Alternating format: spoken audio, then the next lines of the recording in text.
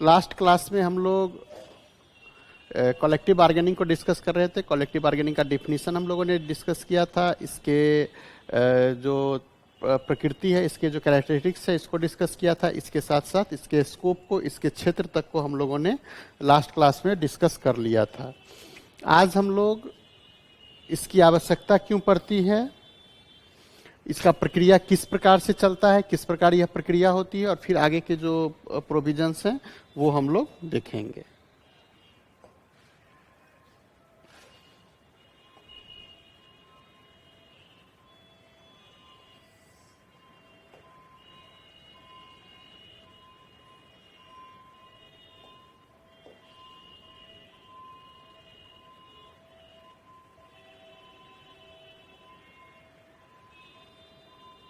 तो आज हम लोग शुरू करेंगे इसकी ज़रूरत क्यों पड़ती है वहाँ से। कलेक्टिव बार्गेनिंग की ज़रूरत क्यों पड़ती है, व्हाट इज़ इट्स नीड, इसकी आवश्यकताएं क्या क्या है। तो देखिएगा कि औद्योगिक माहौल को जो गाइड करने वाले जो भी 3 फैक्टर हैं, चाहे वो मैनेजमेंट हो, चाहे वो वर्कर्स हो, चाहे वो सरकार हो। और अगर वर्कर्स को देखेंगे तो वर्कर्स के 2 फैक्टर को देखेंगे, एक सामान्य वर्कर जो है वो, और दूसरा उनका जो प्रतिनिधि संस्था ट्रेड यूनियन है वो। तो तीनों के इंटरेस्ट को देखते हुए और फिर नेशन के इंटरेस्ट में सरकार क्यों चाहती है कि कलेक्टिव बार्गेनिंग के द्वारा समस्याओं का समाधान हो या उसके दिशा में पहल किया जाए, तो सबके लिए इसकी क्या आवश्यकता है। डिफरेंट जो एक्टर्स हैं इंडस्ट्रियल रिलेशन के, वो क्यों चाहते हैं कि जो भी औद्योगिक संबंध है या जो भी औद्योगिक विवाद है, वो औद्योगिक विवाद कलेक्टिव बार्गेनिंग अर्थात सामूहिक सौदेबाजी का नीड क्यों महसूस करते हैं, इसके द्वारा क्यों माना जाता है कि ये सबसे बेहतरीन माध्यम है, क्यों इसकी आवश्यकता वो महसूस करते हैं। इस टॉपिक को अगर हम देखें तो हम सबके अनुसार अलग अलग देखेंगे। अगर हम मैनेजमेंट की बात करें, मैनेजमेंट क्यों चाहता है, प्रबंधन क्यों चाहता है कि सामूहिक सौदेबाजी के द्वारा ही मामले को सुलझाया जाए, या किसी भी मामला का जो सॉल्यूशन हो, किसी भी प्रकार के डिस्प्यूट का सॉल्यूशन हो, वो सामूहिक सौदेबाजी के द्वारा निकले। तो इसके पीछे इसका क्या थ्योरी रहा होगा, यह क्या चाहता है। तो मैनेजमेंट की दृष्टि से अगर देखेंगे तो उसको क्या लगता है कि एक तो उपाय है कि वो गवर्नमेंट के द्वारा जो कंपलसरी कुछ नियम बना दिए जाए, उस नियम को उसको मानना पड़े। और दूसरा है कि जहां पर वो सामूहिक सौदेबाजी करके अर्थात एक जगह बातचीत करके एक एग्रीमेंट तक पहुंच करके कुछ नियमों का निर्माण करे, कुछ पॉलिसी बनाए, और उस पॉलिसी, उस योजना, उस परियोजना के सहारे वो काम करे, और जिसके द्वारा उस फैक्ट्री में या उस एस्टेब्लिशमेंट में या उस उद्योग में, उस कारखाना में, उस प्रतिष्ठान में, उस उद्योग में औद्योगिक शांति की स्थापना हो सके। तो इसके लिए अगर हम देखेंगे मैनेजमेंट की जरूरत को देखेंगे तो सबसे पहला चीज जो इसका है वो क्या है कि श्रमिकों का क्या होगा। जैसे ही औद्योगिक कोई भी औद्योगिक विवाद अगर कलेक्टिव बार्गेनिंग के द्वारा समाधान उसका किया जाएगा, पहला चीज। दूसरा चीज कि अगर कोई भी काम करने की दशा या वेज से संबंधित कोई भी विवाद होता है या कोई समस्या उभर के सामने आती है, वो अगर सामूहिक सौदेबाजी से निपटारा किया जाएगा उसका, तो क्या होगा कि एक तो कि सरकार का कंपल्सन नहीं रहेगा, जो सरकारी पॉलिसीज है उनको मानने का कंपल्सन नहीं रहेगा। दूसरा कि श्रमिक क्या करेंगे कि वो भी गेन की स्थिति में रहेंगे, वो भी फील गुड की स्थिति में रहेंगे। उनके साथ भी सबसे बेहतर बात क्या हो कि वो भी समर्पित होकर के काम करने के इच्छुक होंगे। उनका एक साइकोलॉजिकल फायदा प्रबंधन को मिलेगा। प्रबंधन भी देखेंगे कि 2 स्तर का प्रबंधन होता है। एक जो 1991 से पहले जो का प्रबंधन था, और जब से हम निजीकरण, प्राइवेटाइजेशन की तरफ बढ़ रहे हैं, जब से हम ग्लोबलाइजेशन की तरफ बढ़ रहे हैं, जब से हम लिबरलाइजेशन की तरफ बढ़ रहे हैं, उस समय का जो प्रबंधन है, दोनों में जमीन आसमान का आपको अंतर देखने को मिलेगा। अब जो प्रबंधन आया है, अब जो नया मैनेजमेंट उभर के सामने आया है, वह सब चीज को, प्रत्येक श्रमिक को सेटिस्फाई करके काम करवाना चाहता है। मीन्स कि उनको मैक्सिमम बेनिफिट अवेलेबल करवा के उनसे से ज्यादा काम लेना चाहता है। तो ऐसे प्रबंधन के लिए कलेक्टिव बार्गेनिंग एक बेहतर माध्यम है जहां पर वह श्रमिकों के साथ खुद बातचीत कर सकता है, श्रमिकों की समस्याओं को रिजॉल्व कर सकता है और भविष्य में किसी प्रकार का डिस्प्यूट न पैदा हो इसके लिए भी एक मेजर, एक व्यवस्था वो यहाँ पर अपना सकता है। तो सबसे पहला चीज प्रबंधन के लिए क्या है कि औद्योगिक शांति की स्थापना होगी। औद्योगिक शांति चाहता है ताकि किसी प्रकार का डिस्प्यूट ना उभरे, क्योंकि डिस्प्यूट उभरेगा तो उसका प्रोडक्शन और हर चीज बाधित होगा। दूसरा चीज क्या है कि श्रमिकों में विश्वास बढ़ेगा, श्रमिकों में कॉन्फिडेंस, श्रमिकों का जो कॉन्फिडेंस है वो प्रबंधन के प्रति बढ़ेगा।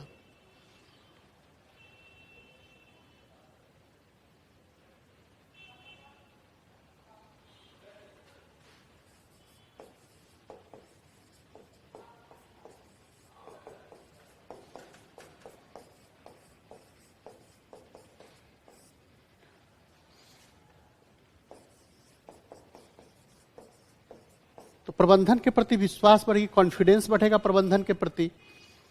और जब प्रबंधन के प्रति कॉन्फिडेंस बढ़ेगा तो क्या हो कि वो समर्पित होकर के काम करेंगे। तो इसका अल्टीमेट प्रभाव क्या दिखेगा कि उत्पादन और उत्पादकता में वृद्धि होगी।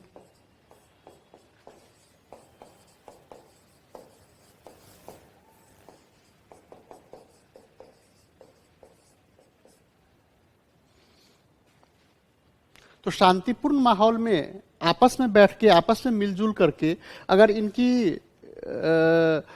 एक चीज और इसमें लिख सकते हैं, चौथा चीज कि कार्य में भागीदारी बढ़ती जाएगी।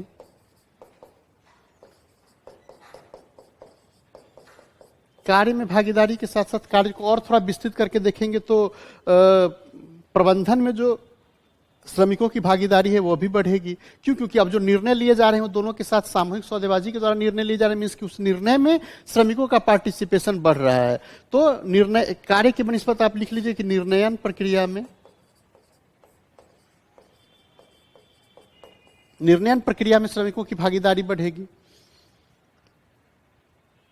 तो इस कारण से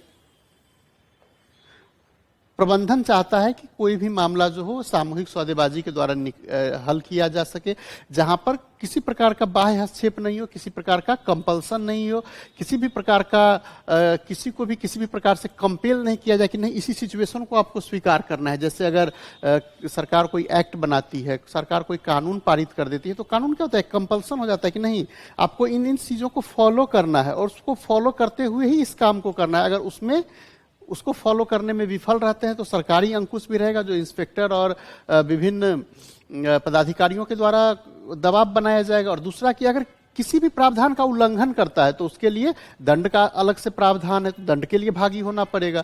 जबकि यहां पर क्या सिचुएशन है कि यहां पर दोनों पक्ष आपस में बैठ के बातचीत करके और एक दूसरे के साथ एक दूसरे की समस्याओं से वाकिफ होकर के काम एक समझौते तक पहुंचते हैं। और वो समझौता दोनों पक्षों के कुछ कुछ जो इंटरेस्ट होते हैं उस इंटरेस्ट को शामिल रखता है, दोनों के इंटरेस्ट को समन्वित करने की कोशिश करता है, दोनों के बीच कोऑर्डिनेशन बैठाने की कोशिश करता है। और इसके कारण देखिएगा कि औद्योगिक शांति बहाल होगी, श्रमिकों के बीच में पार्टिसिपेशन की भावना विकसित होगी और अल्टीमेट जो इसका प्रॉफिट होने जा रहा है वो प्रोडक्टिविटी एंड जो मैन्युफैक्चरिंग प्रोडक्शन और प्रोडक्टिविटी दोनों बढ़ती चली जाएगी। इसी तरह जब हम वर्कर्स की तरफ से अगर हम देखते हैं, वर्कर्स क्यों चाहते हैं कि कलेक्टिव बार्गेनिंग को अपनाया जाए, वर्कर्स का मनसा क्यों होता है कि वो कलेक्टिव बार्गेनिंग के जरिए नियम बनाने की कोशिश करे, तो यहां भी देखेंगे कि वर्कर्स के साथ भी वही सब बातें यहां भी उभर करके सामने आती है। अब देखिएगा कि दोनों जो का जो रिलेशन है, इंडस्ट्रियल रिलेशन के जो दो महत्वपूर्ण एक्टर हैं, चाहे वो नियोजक हो या उनको प्रबंधक कह लीजिए, और दूसरे जो महत्वपूर्ण एक्टर श्रमिक हैं, इस दोनों को अगर देखेंगे तो वहां पर कमजोर स्थिति में हमेशा से श्रमिक दिखेगा। क्यों? क्योंकि कैपिटल पर, टूल्स पर, हर चीज पर प्रबंधन का नियंत्रण है, वो उसके प्रेरोगेटिव्स हैं, उसकी अपनी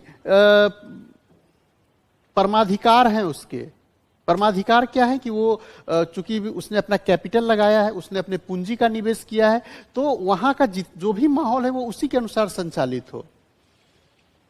और वैसी परिस्थिति में देखें कि श्रमिक जो हैं वो दोयम दर्जे पे आ जाते हैं, दोयम स्थिति उनकी रहती है। लेकिन अगर नीतियों को कलेक्टिव बार्गेनिंग के आधार पर अर्थात सामूहिक सौदेबाजी के आधार पर तय किया जाएगा, तो श्रमिकों के साथ सबसे पहला चीज क्या होगा?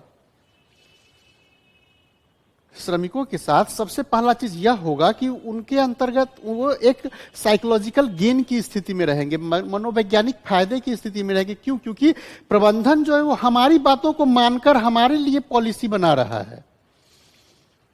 तो इसमें क्या होता है कि एक मनोवैज्ञानिक उत्थान की स्थिति में ये रहते हैं, साइकोलॉजिकल गेन की स्थिति में ये रहते हैं। साइकोलॉजिकली मनोवैज्ञानिक रूप से इनमें एक ऐसी भावना का संचार होता है कि वो एक्चुअली देखिए कि प्रबंधन जो है वो हमारी बातों को मानते हुए काम कर रहा है, और हमारी बातों को मानते हुए चूंकि काम कर रहा है, देन हमको भी समर्पित होकर के काम करना चाहिए। जस्ट लाइक कि आप अपने घर में सोचें, कभी फैमिली में जब आप डिसीजन लेते होंगे, फैमिली में आपके बुजुर्ग बैठे हुए हैं, आपके घर के माता पिता जो भी पेरेंट्स हों, बड़े भाई बहन सब बैठे हुए हों, और वहां पर आप बैठ के डिसीजन किसी विषय पर वार्ता चल रही है, और वहां पर अगर डिसीजन लेना है और आप अपने फैमिली के में जो भी डिसीजन लिया जा रहा है उससे आप अलग मत रख रहे हैं। दो सिचुएशन की आप कल्पना करें, दो सिचुएशन को आप इमेजिन करें कि एक सिचुएशन यह है कि जहां पर आपके मत को वो लोग मान रहे हैं, आपके मत को भी तवज्जो दे रहे हैं और कह रहे हैं कि हाँ ठीक है, तुम जो कहे वो तो बहुत अच्छी बात है, ठीक है, हम इसमें से तुम्हारी 10 बातों में से हम 5 बातों को मान रहे हैं। और एक सिचुएशन वो इमेजिन करें जिसमें वो कहें कि नहीं, हम आपकी किसी भी बात को नहीं मान रहे हैं, हम जो कहते हैं सो तुमको करना होगा। तो दोनों सिचुएशन में आप साइकोलॉजिकल गेन की स्थिति में कहां रहेंगे? जहां पर आपकी बातों को माना जाएगा। वही कंप्लीट वही चीज यहां पर भी होता है, यहां पर भी वही चीज होता है, अर्थात ये भी साइकोलॉजिकल गेन की स्थिति में, अर्थात मनोवैज्ञानिक रूप से इन पर एक दबाव सृजित होता है इसके बाद कि हाँ हमारी बातों को माना जा रहा है, तो ये फैक्ट्री हमारा है, फैक्ट्री के प्रति इनकी समर्पण की भावना बढ़ती है, और ये सब चीज उनके कार्य में जाकर के परिलक्षित होता है। तो सबसे पहला चीज क्या है कि इनको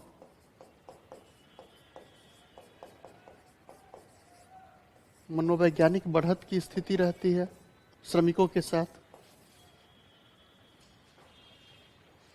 दूसरा चीज क्या है कि इसी कारण से, चूंकि कलेक्टिव बार्गेनिंग के अंतर्गत देखिएगा कि डिसीजन मेकिंग में उनका पार्टिसिपेशन बढ़ रहा है,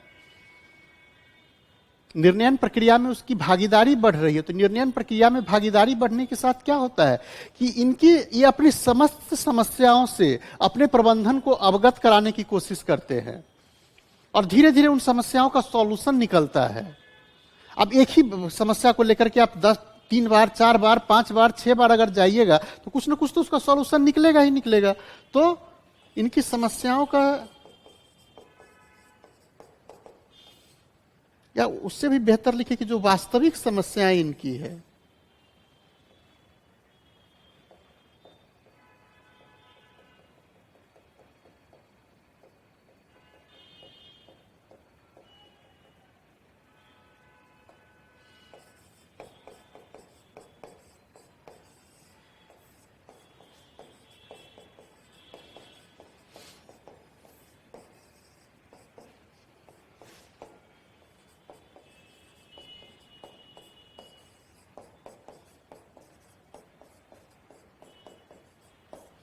वास्तविक समस्याओं के समाधान का राह इनका सुगम होते चला जाता है। क्यों? क्योंकि अब इनको एक ऐसा प्लेटफॉर्म मिलता है जहां पर ये अपनी समस्याएं बेहिचक अपने प्रतिनिधियों के माध्यम से प्रबंधन तक पहुंचाने में की कोशिश करते हैं। अब इसके बाद क्या होता है कि जैसे ही ये चीज शुरू हो जाएगा, जैसे ही इनकी समस्याओं या इनकी रूल्स एंड रेगुलेशन का जो पॉलिसी है इनकी भागीदारी से निश्चित किया जाने लगेगा, वैसे ही क्या होगा कि ये अपने अधिकार के प्रति धीरे धीरे जागरूक होते चले जाएंगे। अपने डिफरेंट अधिकारों के प्रति धीरे धीरे इनकी जागरूकता बढ़ेगी। क्यों? क्योंकि देखेंगे कि हमारे किस अधिकार को कर्टेल किया जा रहा है, उसके लिए खुलकर के अब ये बातचीत कर रहे हैं, तो ये अपने सभी अधिकारों के प्रति भी जागरूक हो जाते हैं।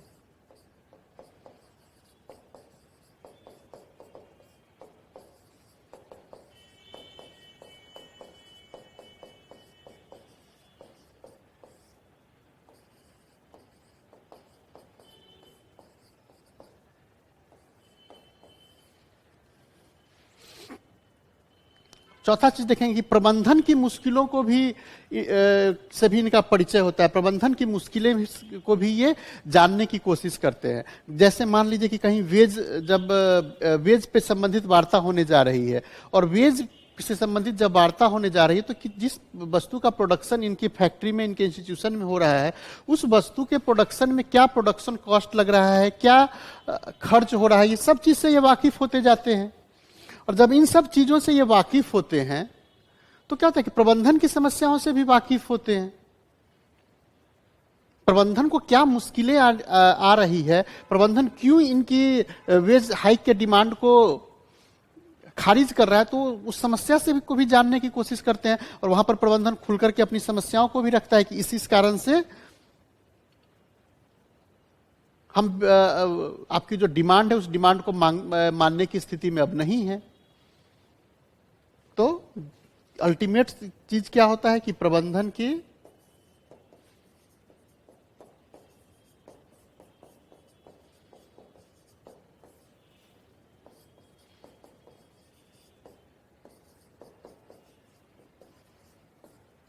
की समस्या से भी वाकिफ होते हैं।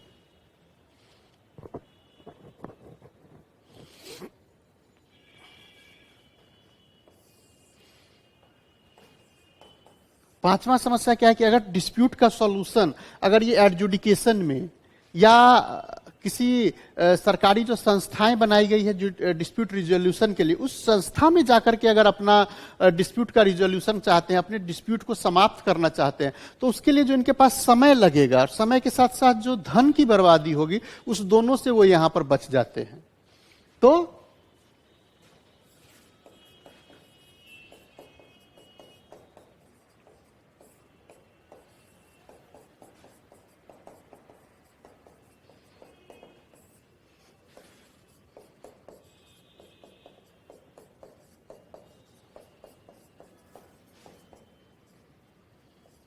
लगने वाले समय एवं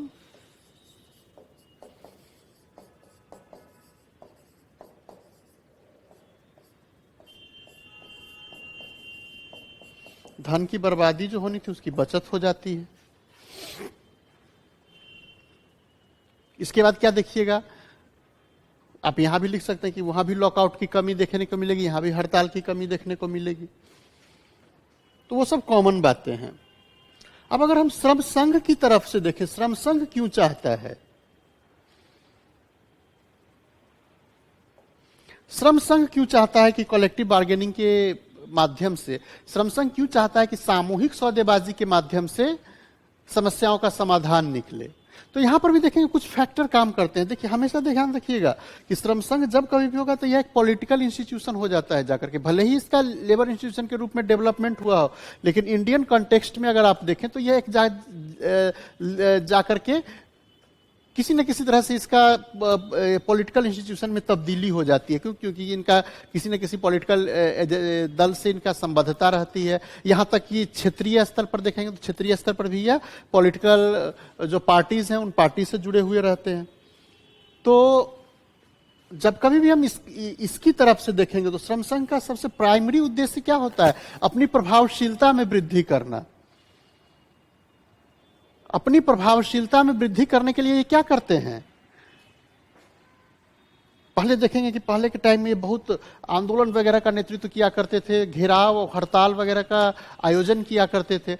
अब क्या है कि अब ये क्या करते हैं, अब ये कलेक्टिव बार्गेनिंग के सेंस में अगर देखेंगे तो कलेक्टिव बार्गेनिंग में मैक्सिमम हित अपने श्रमिकों के फेवर में मनवाने के, प्रबंधन से मनवाने में सफल होते हैं। तो इससे क्या होता है कि इनकी प्रभावशीलता बढ़ती है, बहुत से लोग इनकी तरफ, बहुत से श्रमिक इनकी तरफ आकृष्ट होते हैं। तो इनकी जो मकसद है, इनका मकसद क्या है, अपने स्ट्रेंथ में वृद्धि, अपनी प्रभावशीलता में वृद्धि। इसके लिए क्या करते हैं, मैक्सिमम लोगों को अपनी तरफ आकृष्ट करते हैं। और मैक्सिमम लोग कब इनकी तरफ आकृष्ट होंगे, जब ये अपनी शर्तों पर प्रबंधन के द्वारा लेबर वेलफेयर पॉलिसीज अपनाने को प्रबंधन को बाध्य करेंगे।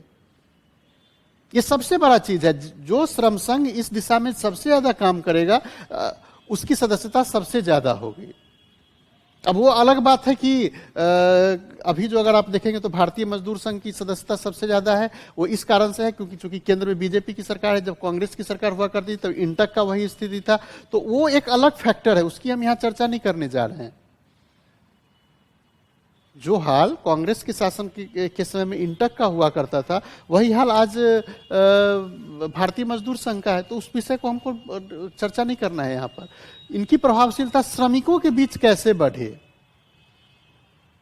तो निहायत सी बात है कि सामूहिक सौदेबाजी के द्वारा जितनी प्रखरता से ये अपने शर्तों पर श्रमिकों के लिए वेज या फिर वर्क कंडीशन तय करवाने में सफल होंगे, उतनी ही इनकी प्रभावशीलता बढ़ेगी, उतनी ही इनकी इफेक्टिविटी बढ़ती चली जाएगी। तो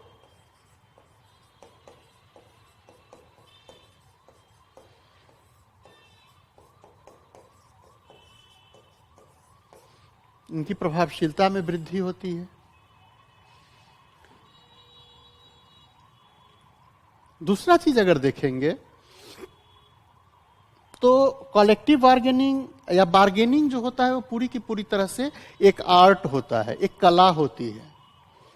कला इस सेंस में कि किस प्रकार से बार्गेनिंग करना है, ये हर आदमी के बूते की चीज नहीं है। इसके लिए एक इफेक्टिव, एक प्रभावशाली व्यक्तित्व का होना जरूरी है जो मैनेजमेंट को प्रभावित कर सके। अब मैनेजमेंट को क्यों प्रभावित कर सके, इससे पहले हम लोग ट्रेड यूनियन जब डिस्कस कर रहे थे तो हम लोगों ने एक चर्चा की थी आपके साथ कि श्रमिकों के साथ दो मूल प्रवृत्ति है जो उनमें इन्फिनिटी कॉम्प्लेक्स की भावना भरती है। क्या दो मूल प्रवृत्ति है, तो एक की उनकी ग्रामीण पृष्ठभूमि, जितने भी वर्कर्स हैं वो किसी न किसी विलेज एरिया से, किसी न किसी रूरल एरिया से माइग्रेट करके अर्बन एरिया में आए हैं। चूंकि वो पहले किसानी समाज में रह रहे थे, वहां से पलायन करके मजदूर के रूप में तब्दील हुए हैं। तो एक तो कि ग्रामीण पृष्ठभूमि के होने के कारण उनमें एक इन्फिनिटी कॉम्प्लेक्स रहती है, और दूसरा समस्या क्या उभर के सामने आता है कि इनका सोशल डिस्टेंस बहुत बड़ा होता है, लार्ज सोशल डिस्टेंस होता है, सामाजिक दूरी बहुत बड़ी होती है। ये जहां हम लॉन्ग सोशल डिस्टेंस की बात कर रहे हैं तो यह सोशल डिस्टेंस किसी जाति या धर्म पे आधारित नहीं होती है, या एजुकेशनल और जो भी जो महत्वपूर्ण सेवाएं हैं वहां तक पहुंच को लेकर के हम सोशल डिस्टेंस की बात कर रहे हैं। एजुकेशनल रूप स्थिति में अगर आप देखेंगे तो जो भी वर्कर्स हैं वो या तो अनस्किल्ड है, स्किल्ड है या सेमी स्किल्ड है, और मैनेजमेंट जो है पूर्णतः फुल्ली ट्रेंड एंड रीट्रेंड मैनेजमेंट यहां पर उपलब्ध है। तो दोनों के बीच जब वार्ता होगी तो वो प्रत्येक स्किल से, वो प्रत्येक नेगोशिएशन स्किल से, प्रत्येक बार्गेनिंग टेक्टिक से वो वाकिफ है, जबकि वर्कर के पास ये सब कुछ भी नहीं है। तो वर्कर यहां पर क्या करता है, अपने एसोसिएशन जो कि ट्रेड यूनियन के रूप में है, वो ट्रेड यूनियन आगे बढ़कर के इस चीज का नेतृत्व करता है, और ट्रेड यूनियन के बदौलत, ट्रेड यूनियन की संगठित शक्ति की बदौलत यह अपनी बातों को मनवाने में सफल होता है। तो दूसरा चीज क्या होता है कि ट्रेड यूनियन का जो संगठन क्षमता है, उस संगठन क्षमता में वृद्धि का संकेत मिलता है। क्यों? क्योंकि उसी की बदौलत वह समझौता करवाने में सक्षम होता है। दूसरा चीज कि ट्रेड यूनियन के जो एक्सटर्नल लीडरशिप होते हैं, जो प्रभावशाली नेतृत्व होता है, उस नेतृत्व की प्रखरता से भी यहां पर वाकिफ होता है ट्रेड यूनियन। तो दो तरह का काम यहां पर देखेंगे, एक कि ट्रेड यूनियन की तो प्रभावशीलता में वृद्धि होती ही है, ट्रेड यूनियन के जो महत्वपूर्ण लीडर हैं, ट्रेड यूनियन का जो नेतृत्व है, उस नेतृत्व में भी सौदेबाजी करने की क्षमता का धीरे धीरे धीरे उत्तरोत्तर विकास होते चला जाता है। जब एडिसन बल्ब बना रहे थे तो उन्होंने मैं थॉमस एल्वा एडिसन की बात कर रहा हूं कि जब वो बल्ब का आविष्कार कर रहे थे तो उस समय उनके करीब 99 जो एक्सपेरिमेंट थे वो विफल हो गए थे। जब उनके 99 एक्सपेरिमेंट विफल हो गए थे तो कुछ लोगों ने कहा अरे फालतू के काम में क्यों लगे हो, ये कभी नहीं होने वाला है। लेकिन उनका कहना था कि नहीं, 99 एक्सपेरिमेंट हमारे विफल हुए हैं तो हम ये तरीका तो जान गए कि इस 99 तरीका से बल्ब नहीं बनाया जा सकता है। वही चीज यहां भी है कि चूंकि बार्गेनिंग जो है वो एक डायनेमिक प्रोसेस है, गतिशील प्रक्रिया है, वो धीरे धीरे धीरे धीरे जैसे एक जगह पर जाकर के समझौता हो गया, फिर उस समझौता होने के बाद कुछ समस्याएं उभरी, फिर उस समस्याओं के निराकरण के लिए एक समझौता हुआ, फिर आगे कुछ समस्याएं उभरी, फिर उनके निराकरण के लिए एक अलग समझौता हुआ। तो इस प्रोसेस में क्या होता है, इस प्रोसेस में जो इंटरनल लीडरशिप है और जो एक्सटर्नल लीडरशिप दोनों एक जगह मिलकर के काम करते हैं, तो दोनों को सीखने का मौका मिलता है, दोनों को बार्गेनिंग टेक्निक सीखने का भी मौका मिलता है। तो एक प्रशिक्षण का कार्यक्रम के तहत भी ट्रेड यूनियन को फायदा होता है। वह जो आगामी नेतृत्व है उसको प्रशिक्षण देता है,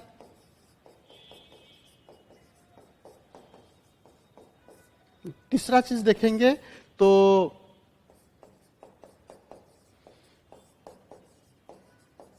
संगठन क्षमता तथा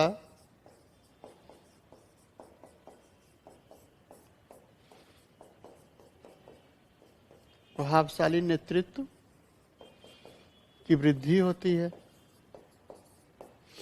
तो इन सब कारणों से ट्रेड यूनियन भी चाहता है कि समस्याओं का जो सॉल्यूशन निकले वो कलेक्टिव बार्गेनिंग के द्वारा निकले, सामूहिक सौदेबाजी के द्वारा निकले। अगर हम सरकार की बात करके देखें तो सरकार हालांकि इफेक्टिवली, हालांकि सरकार ने अभी तक, आप इसका जिक्र करेंगे कि स्टैच्यूटरी मान्यता अभी तक इसको नहीं मिली है जो इसको मिल जानी चाहिए थी। इसको कलेक्टिव बार्गेनिंग को स्टैच्यूटरी रिकॉग्निशन मिल जानी चाहिए थी, नहीं मिली है। हालांकि सरकार अब इसके लिए धीरे धीरे स्पेस क्रिएट कर रही है। तो सरकार को यहां पर क्या फायदा होता है? एक तो फायदा यह होता है कि औद्योगिक विवाद में अनावश्यक उलझने से सरकार बच जाता है।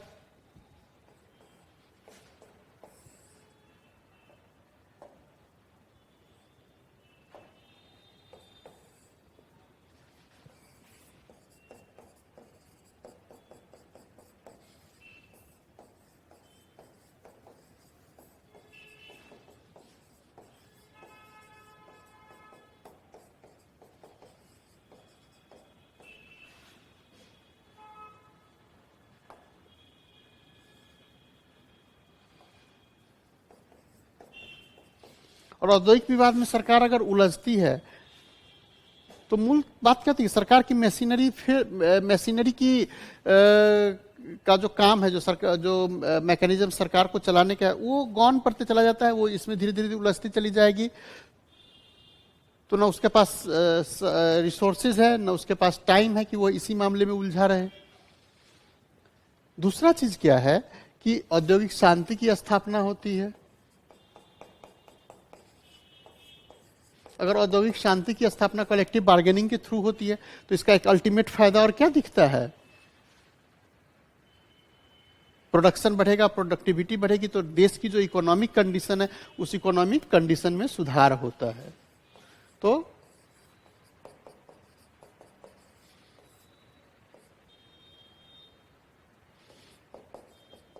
आर्थिक समृद्धि की स्थिति बनती है।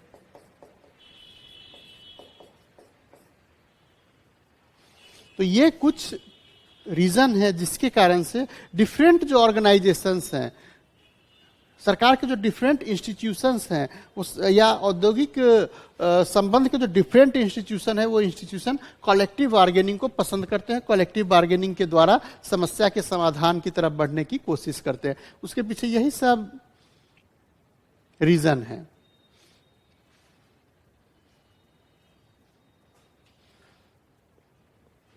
यहां तक में कोई भी बात अगर आपको समझ में न आई हो तो बोले।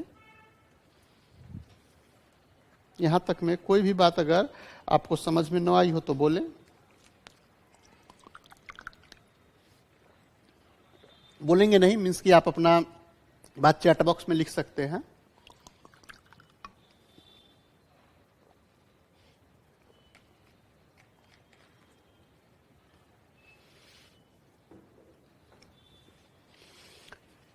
फिर हम लोग आगे बढ़ते हैं थोड़ा। सेकेंड पॉइंट, औद्योगिक शांति, इंडस्ट्रियल पीस।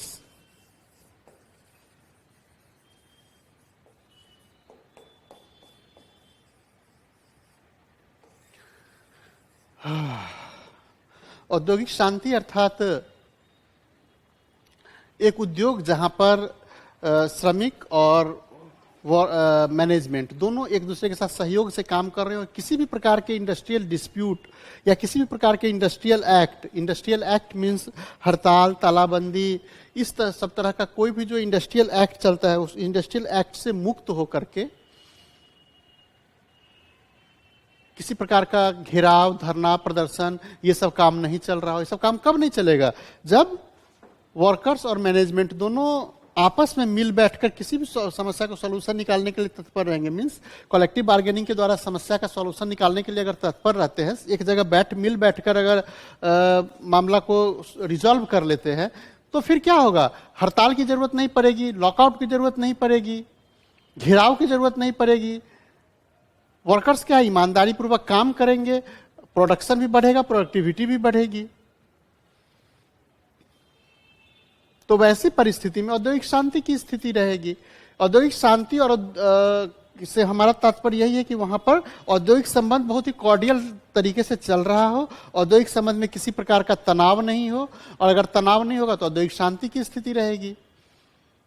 किसी बात को लेकर के दोनों के बीच में डिस्प्यूट नहीं हो, विवाद नहीं हो, तो ऐसी परिस्थिति औद्योगिक शांति का सृजन करती है। औद्योगिक शांति जहां रहेगा तो वहां पर दोनों पक्ष गेन की स्थिति में रहेंगे। क्लियर?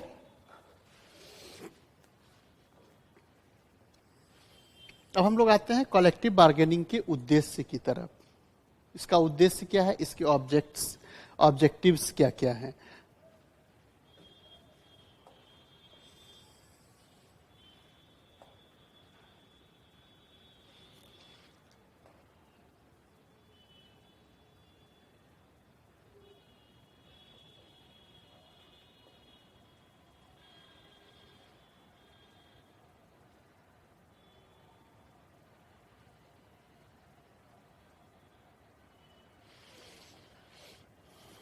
आप लोग को देखने में कहीं परेशानी नहीं ना आ रही है?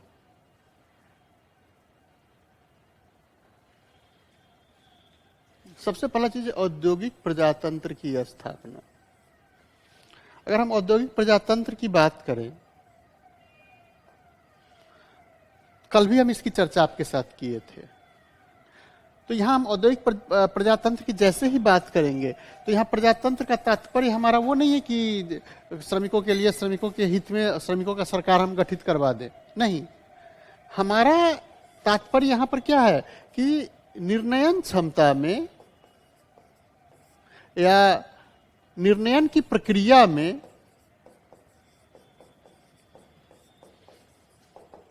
श्रमिकों की भागीदारी का बढ़ना।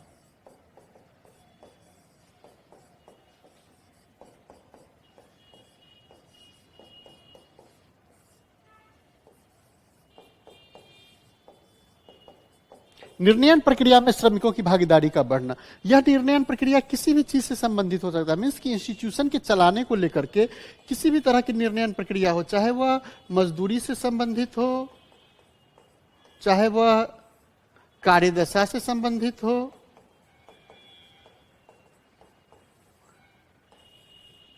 चाहे वो किसी भी प्रकार के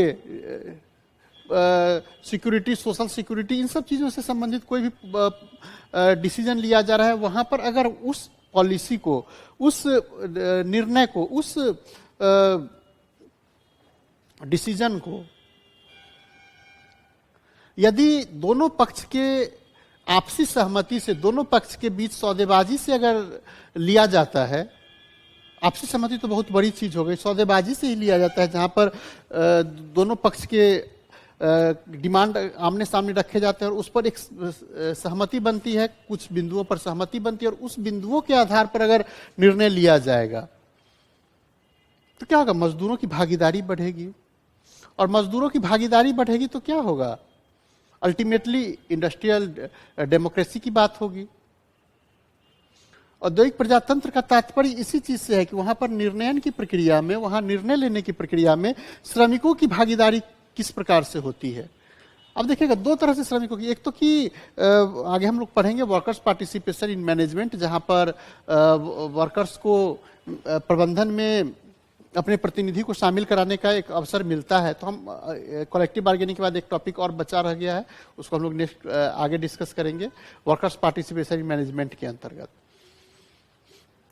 तो एक तो होता है कि मैनेजमेंट में भागीदारी ही दे दी जाती है। दूसरा क्या है कि कोई भी पॉलिसी लेने के पहले वहां के जितने भी वर्कर्स यूनियन है, उन वर्कर्स यूनियन के सदस्यों से वार्ता की जाए, या जो वहां का रिकॉग्नाइज्ड यूनियन है उसके साथ वार्ता की जाए, उसके साथ अपनी पॉलिसी को साझा किया जाए और वहां पर उसके विचारों को समझा जाए। या फिर अगर वर्कर्स का कोई डिमांड है तो उसके लिए आपस में बैठ के समझौता किया जाए और उनके जो डिमांड वहनीय डिमांड है, जो मानने योग्य डिमांड है, उन डिमांडों को अगर माना जाए तो क्या होगा, निर्णय प्रक्रिया में उनकी भागीदारी बढ़ती चली जाएगी। और निर्णय प्रक्रिया में भागीदारी बढ़ेगी मीन्स कि औद्योगिक प्रजातंत्र की स्थापना होगी। औद्योगिक प्रजातंत्र का तात्पर्य यह नहीं है कि वर्कर्स को पूरे इंडस्ट्री को चलाने का अधिकार दे दिया जाए, नहीं। हमारा मानना है कि देखिए, किसी भी इंडस्ट्री को चलाने में वर्कर्स का क्या काम है, वर्कर्स अपने लेबर को सेल आउट करते हैं और उसके बदले में जो भी उनको मिलता है वो उसके पारिश्रमिक के रूप में प्राप्त करते हैं। लेकिन अगर वर्कर्स को ही हैंड ओवर कर दिया जाएगा तो क्या होगा, जहां पर किसी विशेष स्किल की, विशेष ट्रेनिंग की जरूरत पड़ती है डिसीजन लेने के लिए, क्या वो काम इनसे हो पाएगा? वो नहीं हो पाएगा। तो वैसी परिस्थिति में क्या है कि निर्णय प्रक्रिया में इनकी बातों को सुना जाए, निर्णायक भी इनको नहीं बना दिया जाना है। निर्णायक अगर बना दिया जाएगा तो भी यह डिसीजन नहीं ले पाएंगे, फिर इनको बहुत सारे सहायकों की जरूरत पड़ेगी। लेकिन अगर इनकी बातों को सुना जाता है और उस हाईली स्किल्ड मैनेजमेंट के द्वारा इनकी बातों को सुना जाता है और उसको अपने पॉलिसी में शामिल कर लिया जाता है, तब तो औद्योगिक प्रजातंत्र की स्थिति आती ही चली जाएगी। तब उसको हम रोक नहीं सकते हैं। अगला स्थिति है रेगुलराइजेशन ऑफ वर्क कंडीशन। तो दो चीज जो हम लोगों ने देखा, पहला, एक ही चीज ना भी हम लोग देखे हैं, इंडस्ट्रियल डेमोक्रेसी की स्थापना। दूसरा चीज है रेगुलराइजेशन ऑफ वर्क कंडीशन। कार्य दशा का नियमन जो है, कलेक्टिव बार्गेनिंग के दो स्कोप जिसकी हमने आपके साथ चर्चा की थी, एक स्कोप था वेज से संबंधित, आर्थिक मामलों पर से संबंधित, और दूसरा जो स्थिति था वो था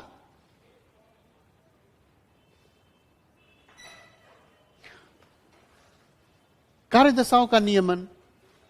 अब कार्यदशाओं का नियमन, कार्यदशाओं को रेगुलराइज करना, वर्क कंडीशन को रेगुलराइज करने में अगर वर्कर्स को प्रॉपर भूमिका निभाने का मौका दे दिया जाए, वर्कर्स की बातों को सुन लिया जाए, नहीं माना जाए लेकिन सुन लिया